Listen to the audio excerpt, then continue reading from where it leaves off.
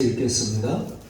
다윗이 이스라엘에서 뽑은 무리 3만 명을 다시 모으고 다윗이 일어나 자기와 함께 있는 모든 사람과 더불어 바알레유다로 가서 거기서 하나님의 궤를 메우려 하니 그 궤는 그룹들 사이에 자정하신 만군의 여호와의 이름으로 불리는 것이라. 그들이 하나님의 궤를 새 수레에 싣고 산에 있는 아비나답의 집에서 나오는데 아비나답의 아들 우사와 아효가 그 새 수레를 놓으니라. 그들이 산에 있는 아비나답의 집에서 하나님의 궤를 싣고 나올 때에 아효는 궤 앞에서 가고 다윗과 이스라엘 온 족속은 잣나무로 만든 여러 가지 악기와 수금과 비파와 소고와 양금과 제금으로 여호와 앞에서 연주하더라. 그들이 나곤의 타작마당에 이르러서는 소들이 띠므로 우사가 손을 들어 하나님의 궤를 붙들었더니 여호와 하나님이 우사가 잘못함으로 말미암아 진노하사 그를 그곳에서 치시니 그가 거기 하나님의 궤 곁에서 죽으니라. 여호와께서 우사를 치심으로 다윗이 분하여 그것을 베레스 우사라 부르니 그 이름이 오늘까지 이르니라. 다윗이 그날에 여호와를 두려워하여 이르되 여호와의 궤가 어찌 내게로 오리오하고 다윗이 여호와의 궤를 옮겨 다윗은 자기에게로 메어가기를 즐겨하지 아니하고 가드 사람 오베데돔의 집으로 메어간지라. 여호와의 궤가 가드 사람 오베데돔의 집에 석 달을 있었는데 여호와께서 오베데돔과 그의 온 집에 복을 주시니라. 아멘. 지난 주간에는 하나님의 생각으로 사는 사람이라고 하는 제목을 가지고 말씀을 나눴어요.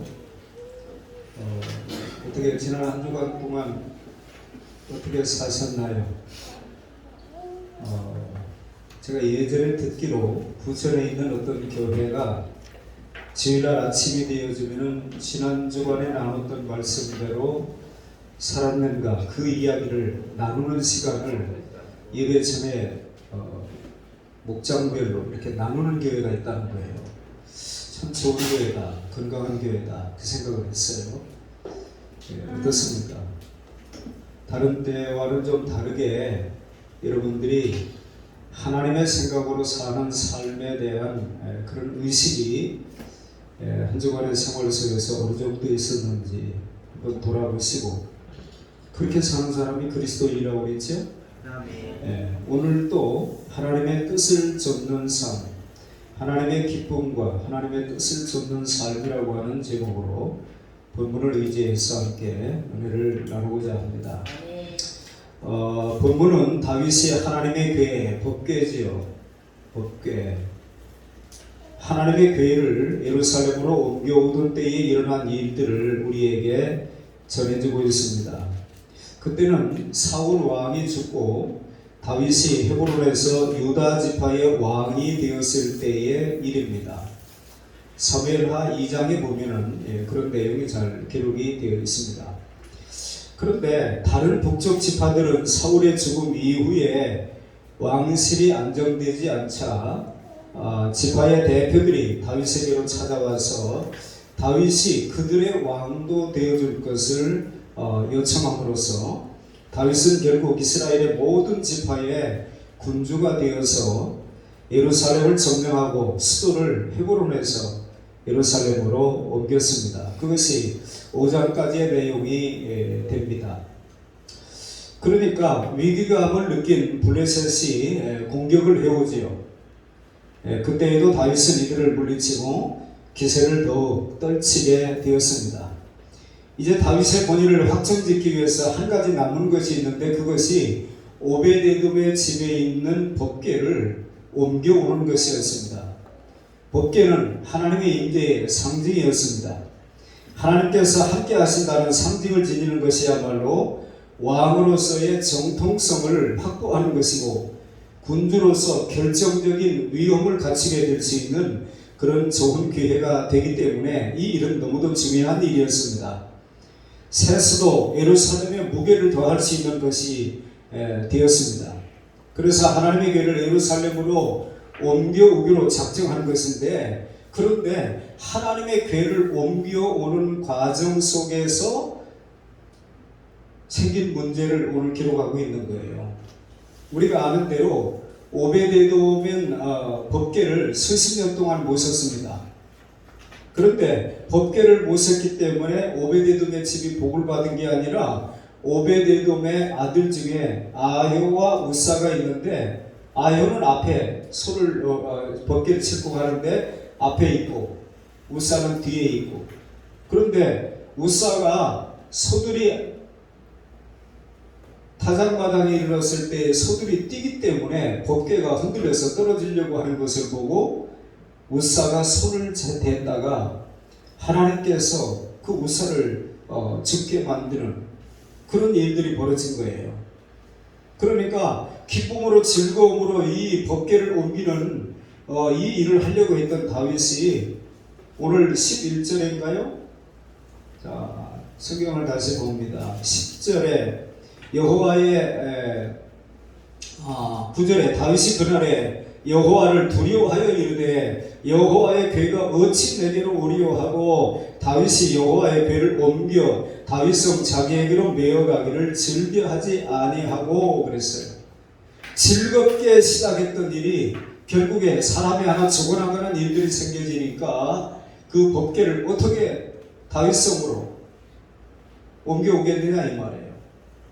그래서 오늘 제목을 하나님의 뜻을 쫓는 삶, 하나님의 기쁨과 하나님의 뜻을 쫓는 삶은 어떻게 살아야 가능한 것인가, 이런 부분들을 함께 나누려고 하는 거예요.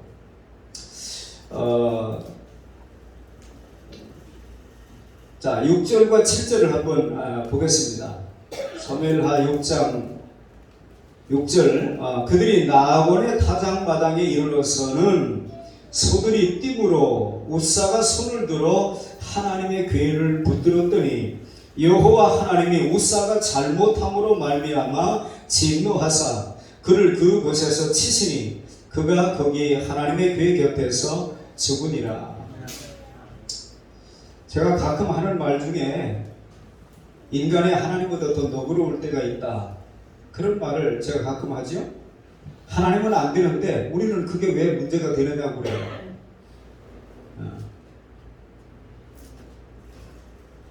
아니 그만한 일로 하나님 죽이시면 어떻게 합니까? 한 생명을 천하보다 귀히 여기신다고 하는 주님이 우사가 그것도 소들이 뛰었기 때문에 법궤가 흔들려 떨어지려고 하니까 그거를 손을 댄 거예요. 나쁜 의도로 한 게 아닙니다. 자, 우리는 철저하게 하나님의 말씀 중심으로 우리의 신앙생활을 해나가야 되는 것이 맞죠? 내 식으로, 내가 들은 풍월로, 각자 하고 싶은 대로 아니에요. 하나님의 방법대로 하지 아니하면 그 귀한 생명을 잃을 수도 있다. 그 우리가 기억해야 돼요. 얼마나 많은 사람들이 뭐가 문제가 되느냐고, 난 나쁜 의도로 하는 거 아니라고, 좋은 의도로 법궤가 떨어져가지고 그 안에 있는 내용물이 다 쏟아지고 법궤가 부서진다든지 그러면 어떡하느냐고, 좋은 의도로 했다고 할지라도 하나님의 방법이 아니기 때문에 우사가 잘못함으로 하나님이 그를 치심으로 그가 죽었다는 거예요. 저와 여러분의 삶이 하나님의 뜻을 쫓는 삶, 하나님의 기쁨을 쫓는 삶으로 나아가기를 언제나 다짐하고 실천할 수 있기를 바랍니다. 아멘. 오늘 말씀을 나누는 중에 그런 부분을 우리가 깊이 마음에 새기는 그런 기회가 될 수 있기를 바랍니다. 아멘. 갑자기 소들이 띠므로 우사가 하나님의 궤를 붙들었더니 하나님께서 진노하시고 그를 그곳에서 치셔서 그가 그 자리에서 죽었고 하나님의 궤를 옮겨오는 일이 중단이 됐다는 거예요. 하나님, 아미나답이 법궤를 수십 년 동안 모셨는데 그가 한 번 잘못한 것 때문에 죽이시면 어떡합니까? 우리는 그 정도는 봐줄 것 같죠? 그렇죠? 여러분 같으면 어떡하겠어요? 다시는 그러지 마. 조금 너그러운 사람 같으면 그럴 수 있잖아요. 응? 아니면 소리를 버럭 한번 지르든지, 아니면 영창에 집어넣어. 그 정도라든지. 그러니까 하나님은 죽여버리신 거예요. 그러면은 우리가 얼른 반세포적인 생각으로도 하나님이 치셔서 죽을 정도가 됐다고 하면은 이건 뭔가 심각한 잘못이 있는 거예요. 우리 생각에는 그게 무슨 잘못이냐고 해도 하나님의 잘못이라고 할 때는 이유가 있다 이 말이에요.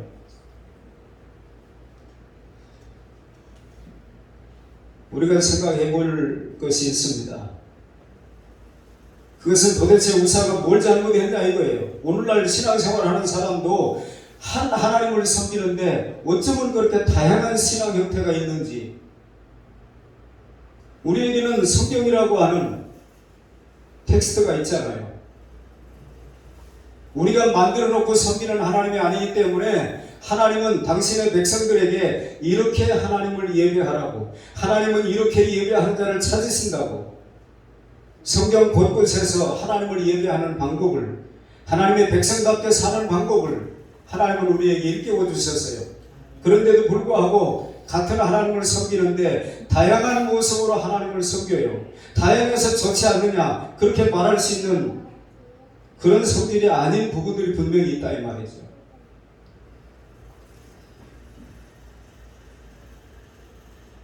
과연 죽임을 당할 만큼 크게 잘못하는 것인가? 그런데 분명하게 7절 말씀해 보니까 여호와 하나님의 우사가 잘못함으로 말미암아 진노하셨다 그랬어요. 잘못했다는 거예요. 좋은 의도로 해도 하나님이 보실 때에 아닌 건 아닌 거예요. 그렇다면 우리는 과연 우사의 행동에 있어서 잘못된 점이 무엇인지를 정확하게 추적을 해보지 아니하면은 우리의 이후의 삶 속에서도 우리는 지금 좋은 의도로 했는데 하나님 앞에 연락되지 못하는, 연락되지 아니할 뿐만 아니라 그것 때문에 더 귀한 것을 잃어버릴 수 있는 그런 일도 생길 수 있다는 생각을 하고 그 원인을 찾아보는 거예요. 자, 이를 위해서 하나님의 교회를 옮기는 일에 관한 하나님의 명령으로 거슬러 올라가 보겠습니다. 자, 민수기 4장을 펴보세요.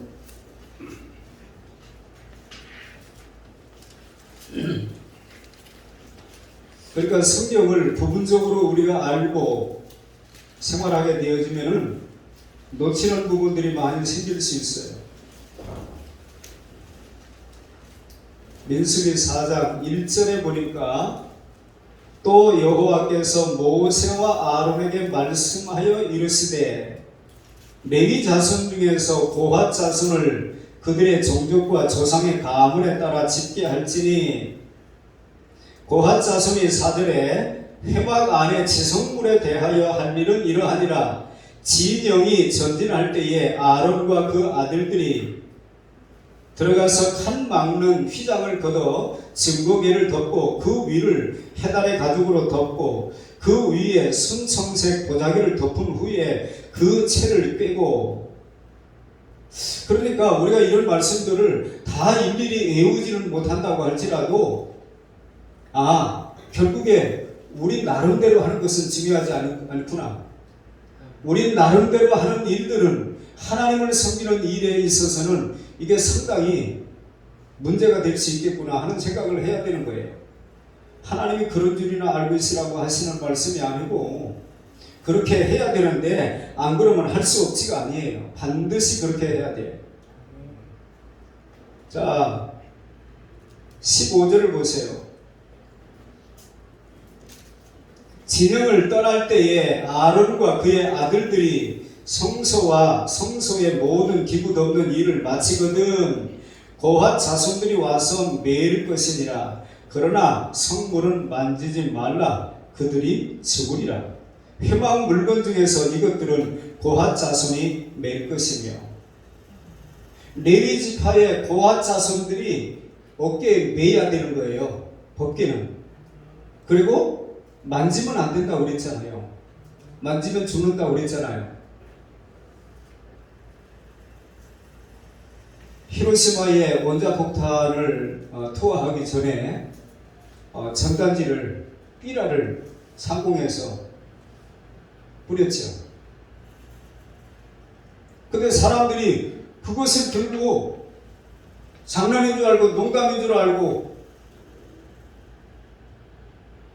그 경고를 받고 멀리 도망을 간 사람은 원폭의 피해를 안 받든지 덜 받았든지 했을 것이고, 그런 일이 어디 있느냐고.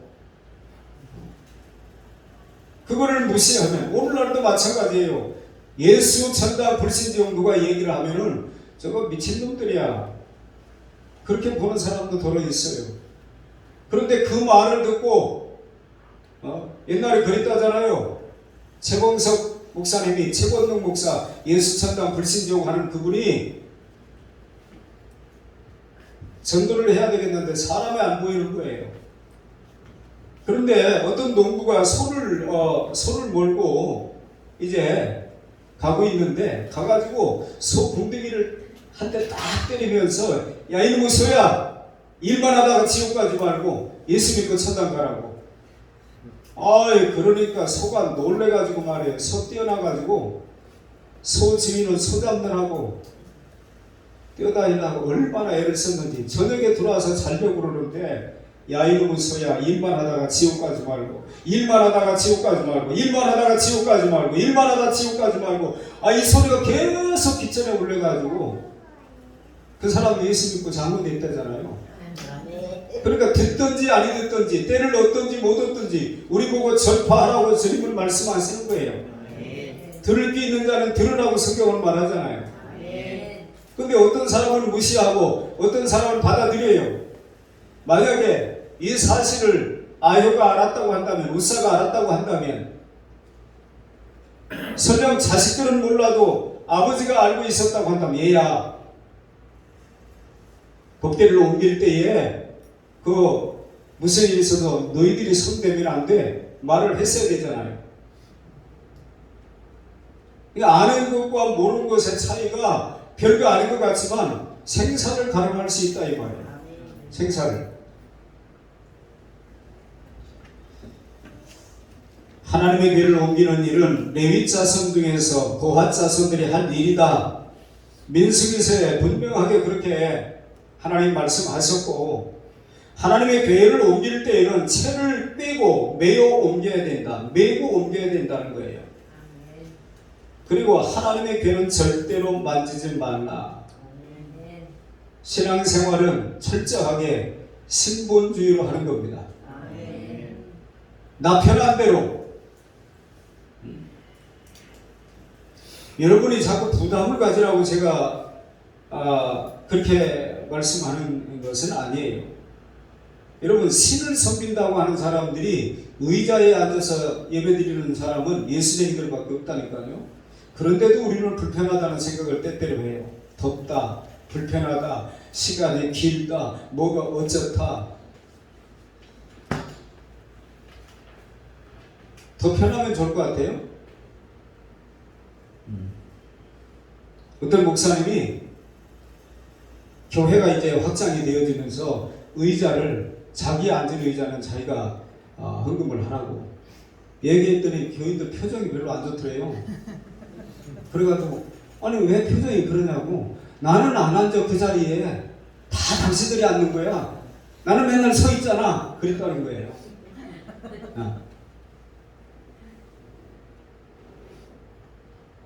신앙생활이 좀 더 편하면 좋겠습니다. 우리가 이런 말씀들을 대하면서 다는 몰라도 내 식으로 하는 건 아닌가 보다. 하나님의 식으로 해야 된다. 하나님의 방법으로 해야 된다. 철저하게 신본주의로 해야지 인본주의로 하면은 나도 망할 수 있다. 이 정도 생각은 해야 되지 않겠어요? 그 은혜가 있기를 바랍니다. 이러한 하나님의 명령에 비추어 볼 때에 비로소 다윗이 하나님의 교회를 옮겨오게 한 과정에서의 문제점은 분명해집니다.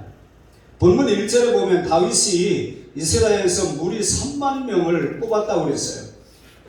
다윗이 이스라엘에서 뽑은 무리 3만 명을 다시 모으고, 오늘날의 3만 명은 오늘날 해도 별거 아닌가요? 옛날에 3만 명을 뽑았다고 하는 일은 이게 보통 일이 아닌 거예요. 보통 일이 아니에요. 여러분, 여의도 순복음교회 입석까지 다 차면은 만 명이에요. 본당, 교육관, 어디, 무슨, 이스라엘도 성전은 하나밖에 없었는데, 우리나라는 성전이 한 교회 안에 몇 개씩 있어요. 베들레헴 성전, 안디옥 성전, 예루살렘 성전, 그렇게 많아요.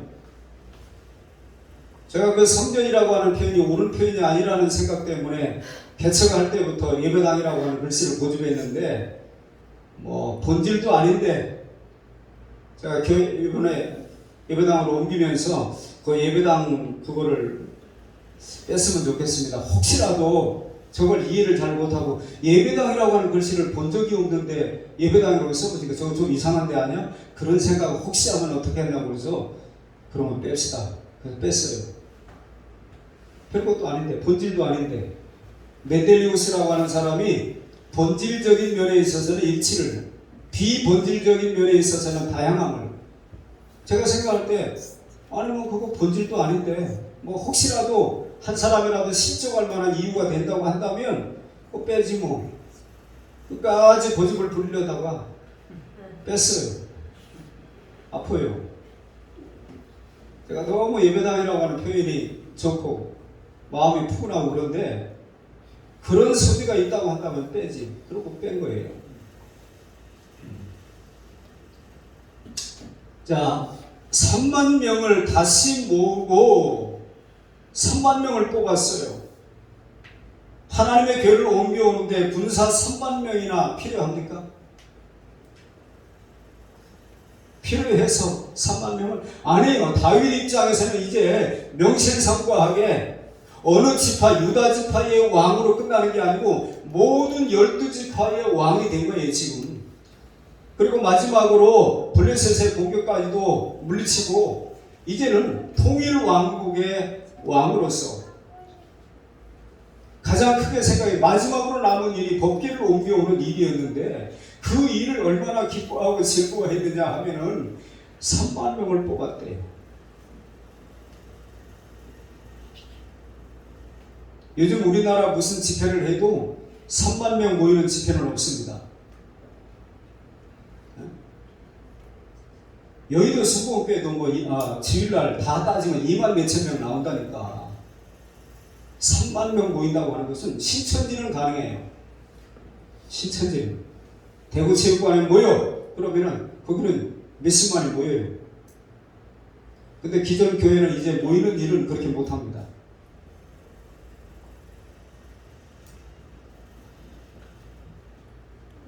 적당한 수의 레위지파의 고핫 자손들이면 되는 일을 왜 3만 명이나 뽑았을까? 그만큼 성대하게 하고 싶었던 거예요. 거창하게 하고 싶었던 거예요. 좋게 말하면 하나님의 교회를 모셔오는 일을 안전하고 위험을 갖추어서 하기 위해서라고 말할 수 있을 것입니다. 나쁘게 보면 나라 안팎으로 다윗 자신의 위세를 과시하기 위해서 그렇게 했다고 볼 수도 있어요. 폼나게 좀 해보고 싶다. 저거 하겠지.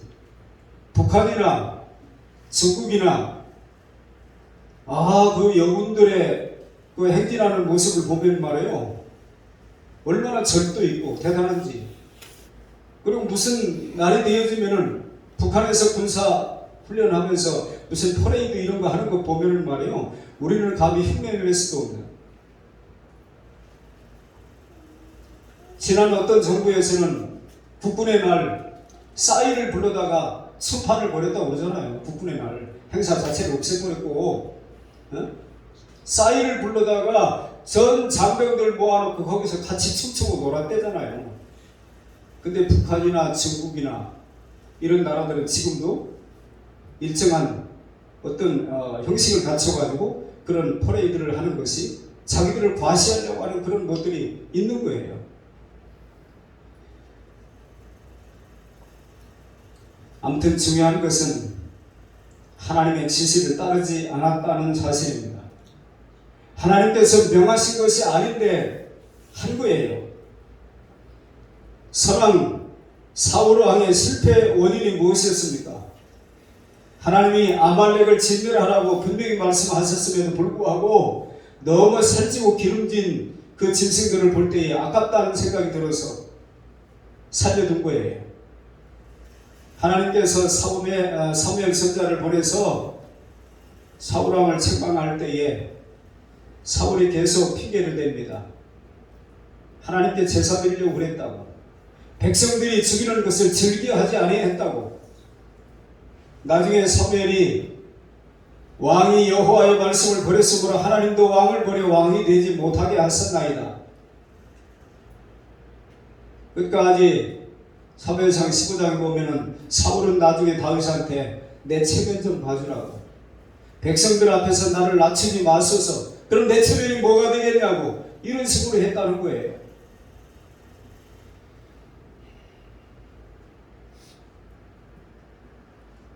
교만은 패망의 선봉이라고 분명히, 거만은 넘어짐의 앞잡이라고 주님은 분명히 말씀하셨는데 그런 일들을 행한 거예요.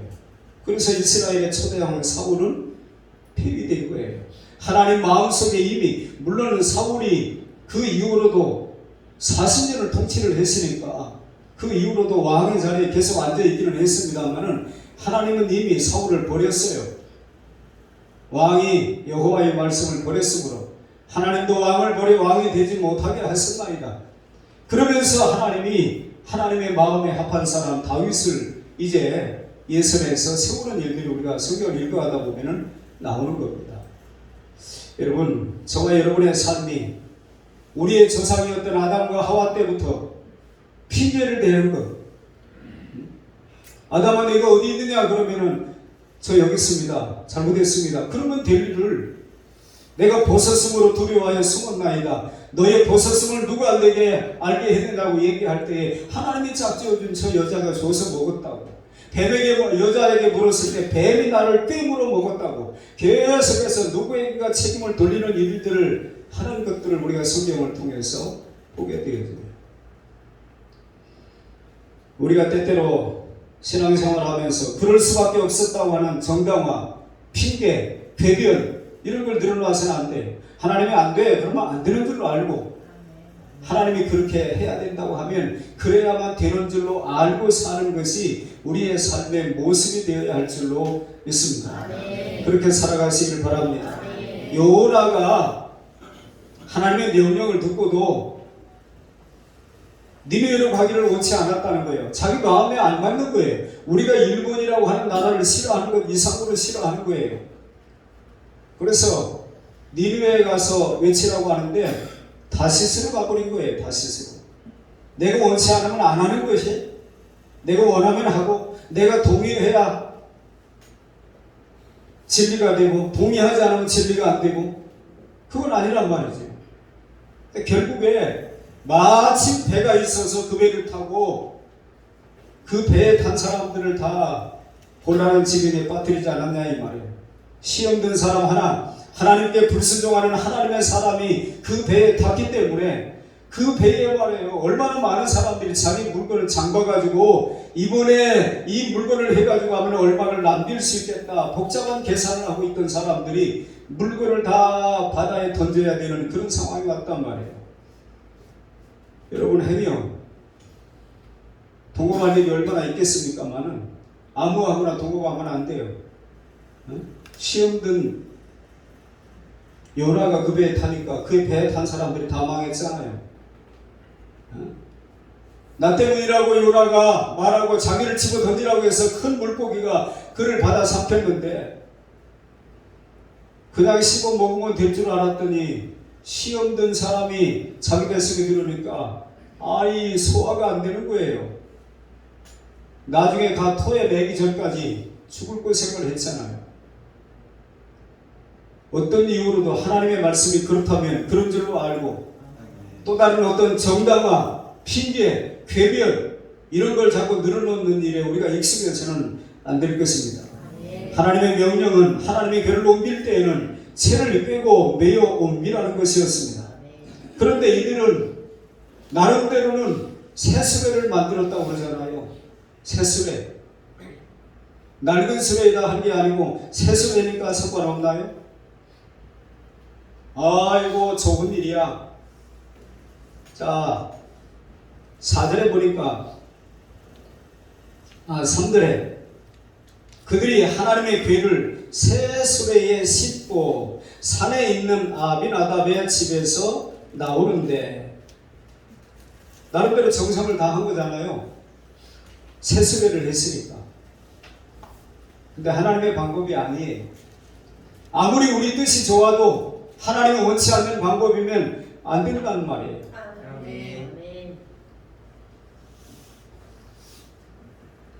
굳이 핑계를 또 댄다면 하나님의 계획이기 때문에 잘 모시려고 할 것이고, 그래서 수레도 새 것으로 준비하여 정성을 다했다고 그렇게 말할 수 있을 것입니다. 그러나 그것은 하나님의 방법이 아니에요. 이들은 하나님의 말씀에 주의를 기울이는 의지가 없었습니다. 우사가 손을 들어 하나님의 괴를 붙들었던 것 또한 명백하게 하나님의 경고를 무시한 행동이었습니다. 역대상 13장 1절에 보니까 하나님의 괴를 옮기는 일에 있어서 다윗의 잘못은 그것만이 아니에요. 역대상 13장 1절에 보면은 군대 지휘관들과 의논했다는 거예요. 군대 지휘관들과. 세상에서는 이런 것을 보통 소통이라고 하는 단어를 씁니다. 다윗은 소통하는 왕이었다. 무슨 일이 있을 때 누구하고 의논을 했다. 그런데 아니 군대 지휘관들이 그 의를 의논할 대상이다 이 말이에요.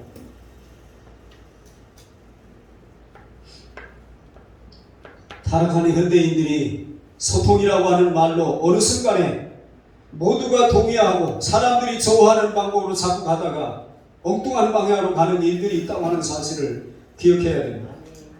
있을 수 없는 일입니다. 원래는 어떻게 해야 되는 거예요? 하나님의 말씀대로 해야죠. 아니 하나님을 알지 못하는 우리가 마태복음에 보면은 헤롯이 유대인의 왕으로 났으니까 어디 있느냐고 동방 박사들이 와서 물으니까 물었잖아요. 어디서 난다고 돼 있냐? 물었잖아요. 아니 모르면 물어야죠. 어떻게 해야 되는 거야? 자, 제사장들에게 묻든지 레위지파 사람들에게 묻든지 그거는 맞아요. 그런데 군대 지휘관은 그런 걸 의논할 대상이 아닌 거예요. 그러면 군 지휘관들은 겸손하게 어떻게 했어야 되는 거죠? 저희는 잘 모릅니다. 저희는 뭐 군인들이 잘 알 수 있는 일이 뭐 얼마 있겠습니까? 제사장들한테 레위지파에게 물어보시죠. 근데 거기 앉아가지고 또 각자가 또 이 말 저 말 했다는 거잖아요. 따라갑시다. 하나님의 말씀대로, 명하신 대로, 법대로. 광야에서 모세가 어떻게 그 수많은 백성들을 이끌고 가나안을 향하여 갈 수가 있었나요? 매번 회의를 해가지고 가부를 물어가지고 그런 거 없어요. 불기둥과 구름기둥이 움직이면 움직이고 멈추면 멈추고, 우리 신자들의 삶은 하나님의 말씀과 성령의 인도를 따라서 우리가 가기도 하고 서기도 하는 것이지 의논해가지고 하는 것 아니라 이 말이에요. 지휘관은 군 지휘관은 사양했어야 옳습니다. 제사장들은 그렇게 하는 거 아닙니다. 말렸어야 옳습니다. 무식함이 불러온 비극이었습니다. 우사의 죽음은 한 개인의 잘못으로 죽은 죽음이 아니라 이스라엘 백성들 전체가 지금 하나님의 말씀에서 떠나 있다고 하는 것을 반증으로 보여주는 어느 한 부분이라고 보는 거예요. 총체적인 신앙적 회의의 희생자가 우사였습니다. 하나님의 교회는 하나님의 임재의 상징입니다. 하나님의 임재는 하나님을 바로 섬기는 이들에게는 큰 복이 되지만 바르게 섬기지 않는 자들에게는 화해예요. 우리는 예수님 때문에 구원을 받아요. 바라바는 예수님 때문에 노임을 받았어요. 그런데 어떤 사람은 그 예수를 믿지 않아가지고 영원한 형벌 속에 들어가는 거예요. 우리는 예수님 때문에 복받고 누구는 예수님 때문에 복을 받기는커녕 영원한 형벌 속에 들어가는 인생이 있다 이 말이에요. 예수님이 이 땅에 오시지 않았다고 그러면 아무 상관이 없을 터인데 그분이 사람의 몸을 입고 오셔서 나로 말미암지 않고는 아버지께로 올 자가 없다.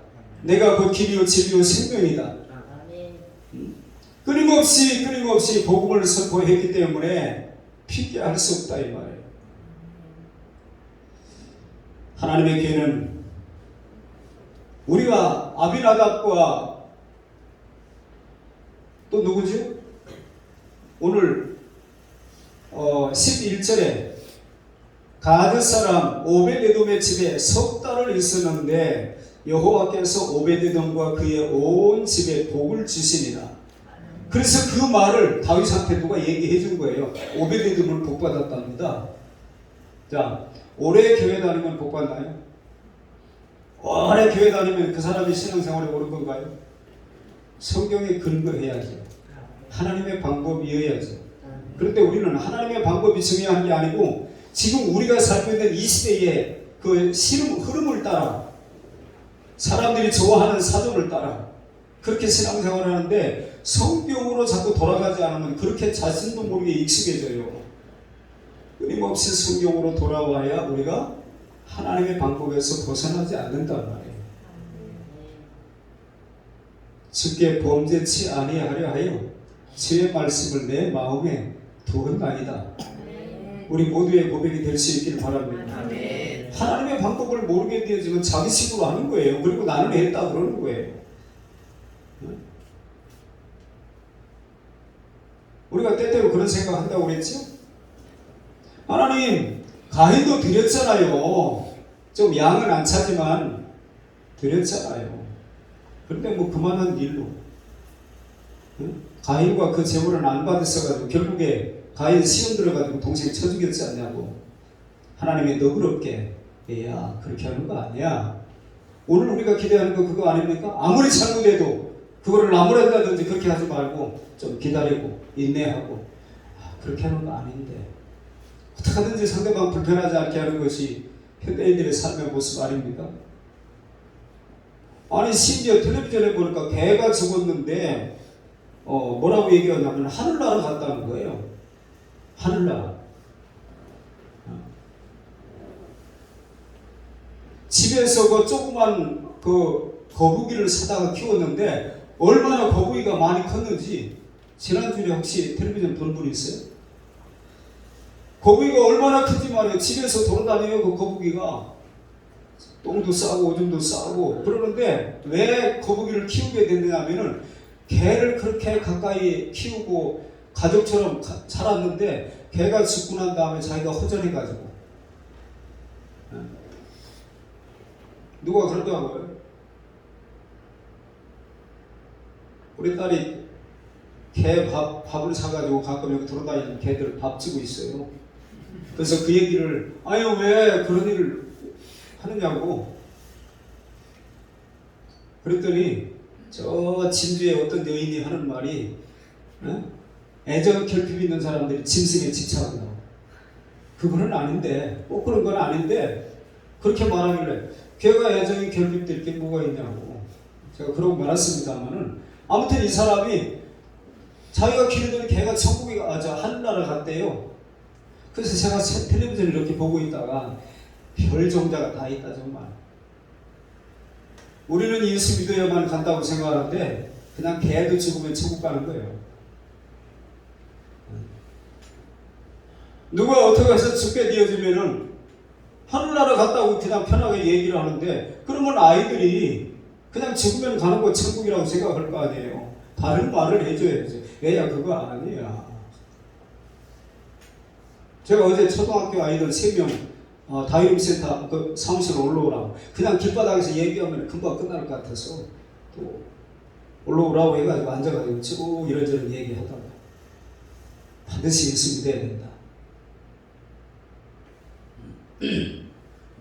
듣고 안 듣고는 자기 책임이지만 예수님이 만나면 예수 얘기 들어야 될 거 아니에요.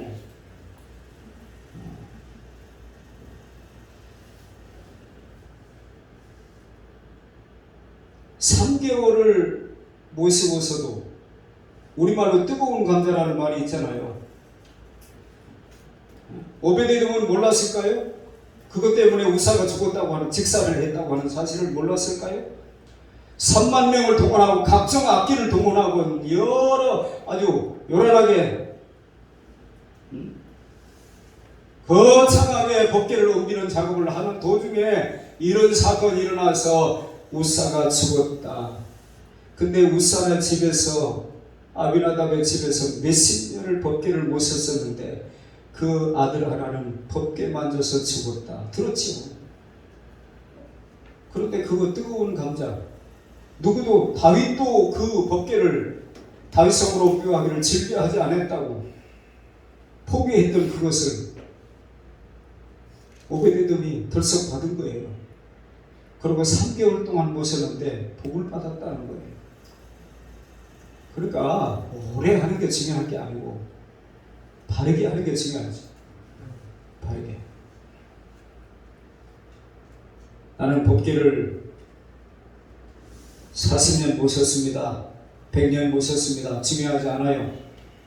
얼마를 모셨더라도 바르게 모시는 게 중요하다 이 말이에요.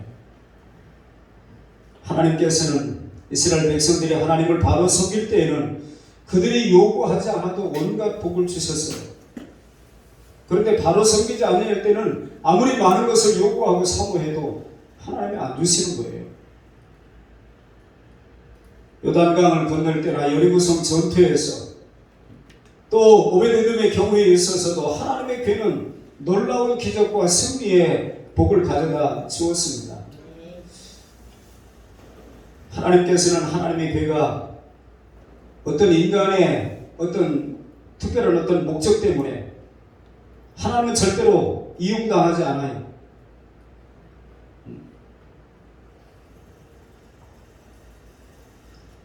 하나님을 하나님으로 대하는 것. 우리가 그 성경에서 봤잖아요.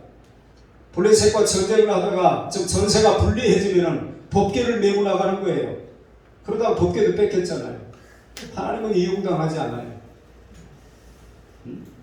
예수 믿는다고 하는 것이 예를 들어서 교패를 붙이는 것이 부적인가요? 자동차에다가 십자가 목걸이를 걸어놓으면 사고 안 나나요? 부적은 아니에요.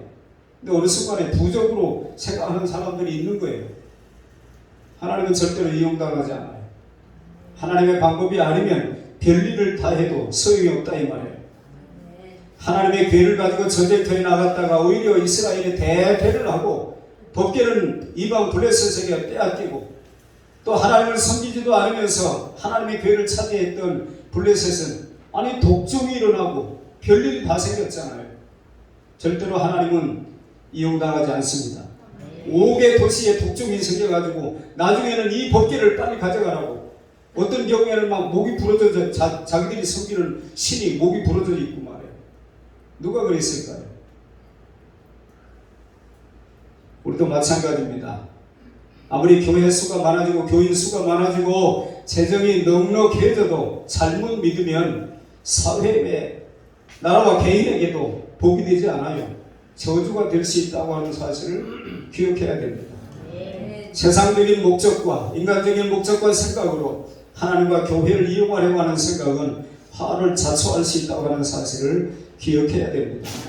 다윗은 뒤늦게 자기의 잘못을 깨달았습니다. 그래서 그는 다시 하나님의 괴를 예루살렘으로 옮겨올 때에는 철저하게 하나님께서 지시한 대로 따랐다는 것을 우리는 성경을 통해서 보게 되는 거예요. 다시 한번 따라할까요? 명하신 대로 합시다. 역대상 15장에 보면 그런 내용들은 다 자세하게 볼 수가 있습니다. 우리에게 주는 교훈을 우리는 찾아야 됩니다. 우리 각자의 삶이나 하나님의 일을 함에 있어서 모든 것은 하나님의 뜻을 따라 하나님의 말씀대로 해야 된다는 거예요. 무슨 일을 하든지 하나님의 기쁨을 위하여 해야 한다는 사실입니다. 무엇이 하나님의 기쁨이겠습니까? 매사에 하나님의 뜻대로, 하나님의 명령대로, 하나님의 규례대로 하는 것이 옳은 줄로 믿고, 하나님의 기쁨이 되는 줄로 믿고, 하나님의 뜻인 줄로 믿고, 그렇게 실천할 수 있기를 축원합니다. 우리가 무슨 일을 할 때에 사람들을 많이 동원했다고 하나님이 감격하지 않아요. 감동하지 않아요. 제가 지난주에 우리 친구 목사님 사모님이 목사님 사모님들 합창단이 있는데 거기서 회장이래요. 회장인데 빌리그람 전도 집회 기념 성회를 이번에 했잖아요. 그래서 어느 예전 같은 경우에는 예를 들면은 여의도 순복음교회 하나만 그냥 참여해도 웬만한 문제는 다 해결됐는데 그게 잘 안 되는 거예요. 여러분, 오살리 기도원이 지금 그 기도원에서 일하는 직원들이 용역을 쓴다는 거 아닙니까? 그래서 뜻있는 목사님들이 탄식을 하는 거예요. 이게 망했다. 봉급을 줄 수가 없다는 거예요.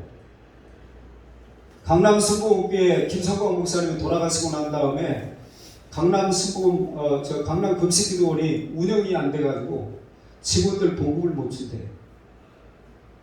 강남 순복음교회가 여의도 순복음교회로 사라고 그러니까 그것이 조혜교 목사님이라도 계실 때는 좀 쉬운데 조혜교 목사님 막상 돌아가시고 나니까 그 교회 사서 뭐 하냐고 또 교인들이 반대해가지고 못 산다는 거예요. 그래가지고 계속 빚 때문에 허덕이고 있고 왜 이 지경이 됐냐 이 말이에요.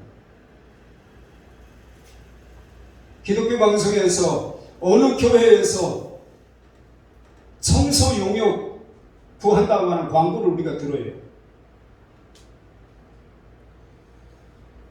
그래도 그것 때문에 가슴 아파하고 왜 우리가 이 지경이 됐는가?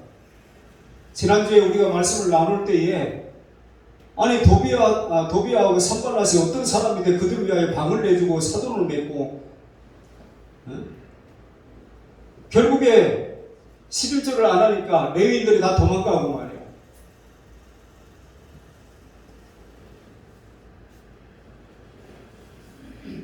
하나님이 주시는 것만 먹는 거예요. 하나님이 주시는 것만. 어느 순간에 아주 탁월한 재주를 가지고 사방에서 이것도 먹고 저것도 먹고 절대로 하나님께서 사람을 많이 동원했다고 기뻐하시잖아요. 그런데 결국에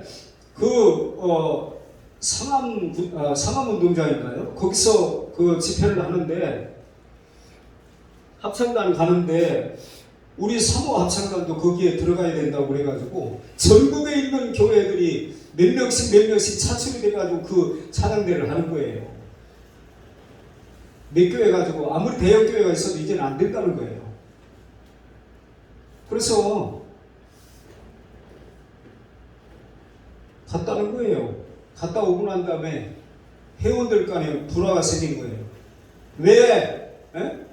회원들 전체한테 동의를 구하지 아니하고 가기로 결정했느냐고 책임지라고. 그래서 그 사모님이 나 그럼 그냥 그만두겠다고. 제가 지난주에 그 얘기를 들었어요. 뭘 이제 못 해먹는다는 거예요. 그러면서 하는 말이 목사님들 노예에서 모여서 하는 것하고 똑같대요. 사모님들 모여서 하는 것도. 그 중에 회장을 미리 지낸 사람은 증경회장, 증경이라고 하는 이게 사람 잡는 거거든요. 그래가지고 결국에 자꾸 책임지라고 그래가지고 그럼 나 회장 그만 내놓겠다고, 책임지겠다고. 예산이 많이 들어가면 화려하게는 할 수 있습니다. 멋지게 근사하게 할 수 있습니다. 마치 우리가 뭐 하면서 다 손들고 있으라고 사진 찍어가지고 이렇게 열광하고 있다고 사진에 낼 수 있지요. 신문에 낼 수 있지요. 근데 다 시켜서 하는 거예요. 자발적으로 본인들이 손을 들고 한국의 표시거든요. 그게 아니고 누군가가 주최 측에서 이끌어가는 대로 시키는 대로 하는 형태가 일반화되어지고 있는 거예요. 자꾸 사람이 많이 동원되고 오늘 성경에 악기를 얼마나 동원되어 있다고 그랬나요?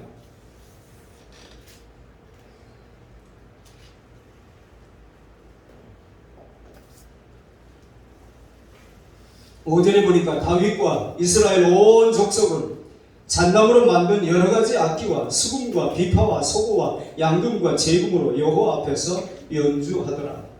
우리 시골에게만 거창한 오케스트라가 연주했겠죠. 그런데 그것도 하나님의 방법이 아닐 때는 다 무효가 되어버리는 거예요. 3만 명이 뽑았으면 뭐하고, 세수려면 뭐하고, 온갖 악기를 동원하면 뭐하고.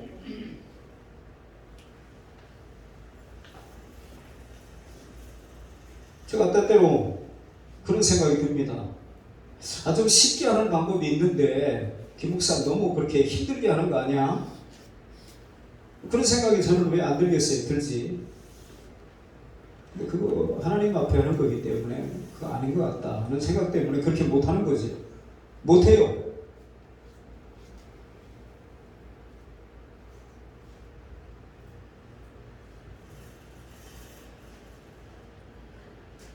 인간적으로 할 일은 다 했습니다.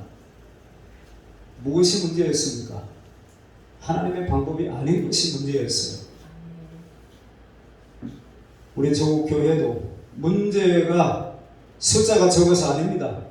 재정적으로 어려워서 아닙니다. 초대교회는, 우리 한국 초대교회는 20-30만 명 될 때에 우리 한국에서 전병을 받았어요. 예수 믿는다고 믿어주고. 근데 요즘에는 교회가 세상에 환영을 받나요? 숫자가 적어서 그렇다고 얘기할 수 있습니까? 재정을 안 써서 그렇다고 얘기할 수 있습니까? 아니면은 뭐가 부족해서 문제라고 얘기할 수 있습니까? 아니에요. 오히려 숫자가 적고 재정 자립도 안 됐던 그 당시에 교회는 세상의 존경을 받았어요. 교회가 참으로 좋은 일 많이 한다고, 훌륭한 일 많이 한다고. 제가 예전에도 한번 말씀드린 것 같습니다만은 저희 마을은 시골에 대교리 1구, 2구, 3구, 4구, 4구까지 있어요. 대교리 1구를 교동이라고 그러고 대교리 2구를 간동이라고 했거든요. 간동. 그런데 그 동네에 구세군이 하나 있었어요. 근데 그 구세군이 나중에 다른 지역으로 이사를 가고 난 다음에 그 마을에 좋지 않은 일이 자꾸 생기니까 마을에서 회의를 한 거예요. 아니 왜 우리 동네에 자꾸 이런 좋지 못한 일이 자꾸 생기느냐. 근데 그 중에 어떤 사람이 혹시 구세군이 이사 가가지고 이런 일이 생기는 거 아닌가요? 그러니까 사람들이 그래 구세군이 있을 땐 아무 문제 없었지. 그래가지고 다시 사정해가지고 구세군이 다시 들어왔다니까요. 교회가 있으면 시끄럽다고. 저도 처음에 개척하려고 계획했던 데서 나중에 못 지겠다고 그래서 다른 데로 갔어요. 싸울 수도 없고. 이유가 뭐냐니까 동네 사람들이 안 좋아한다는 거예요. 시끄럽다고. 운다고. 여러분 속도의 문제도 아니고 숫자의 문제도 아니고 재정의 문제도 아니고 옛날보다 더 화려하게 잘할 수 있어요. 요즘 사람들은 모이기만 하면은 연예인 뺨치게 춤도 출 줄 알고 다 해. 노래도 잘하고.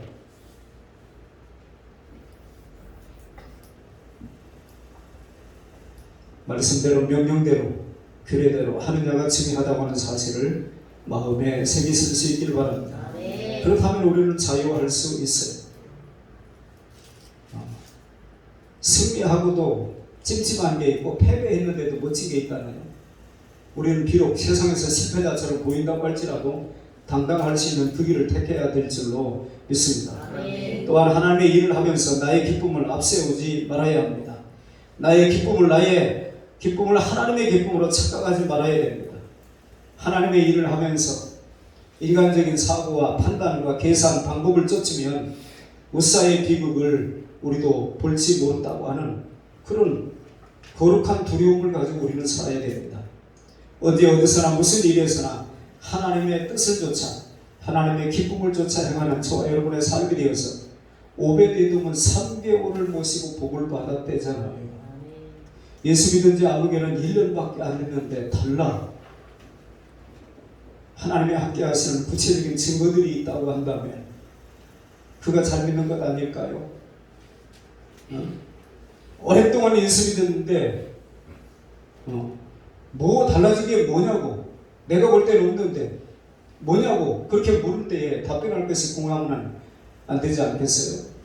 저와 여러분의 삶이 우리에게 남은 때가 얼마가 되든지 이제는 지난주의 말씀으로 얘기하면 하나님의 생각대로 사는 삶을 살겠다.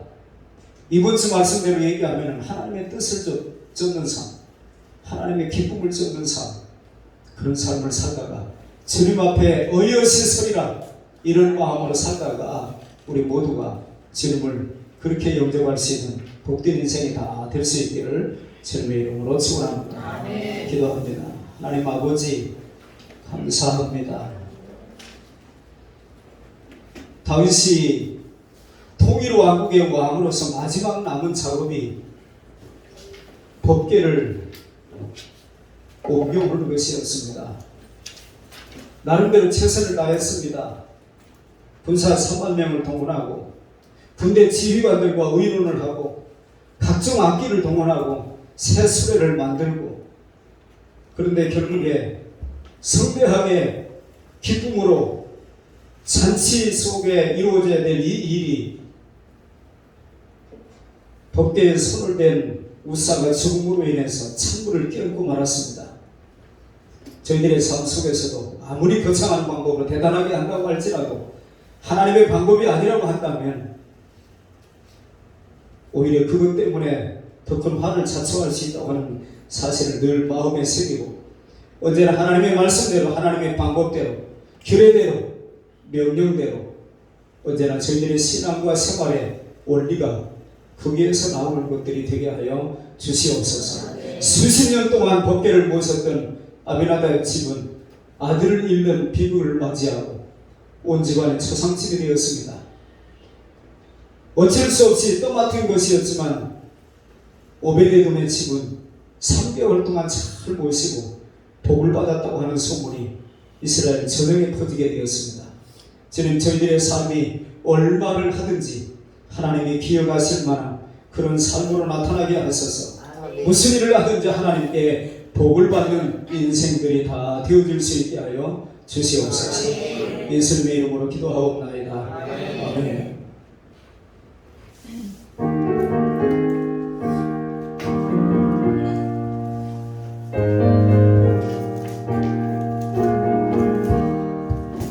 주님의 뜻을 이루소서. 고요한 중에 기다리니 지물과 같은 날 믿으사 주님의 영장 만드소서. 주님의 뜻을 이루소서. 주님과 앞에 엎드리니 나의 방송을 살피시사 누구나 이해하옵소서. 주님의 뜻을 이루소서. 병들어 몸이 피곤할 때 광명의 손을 내게 펴사 반갑게 하여 주옵소서. 주님의 뜻을 이루소서. 온전히 나를 주장한 자 주님과 함께 동행하는 막내이 알게 하옵소서.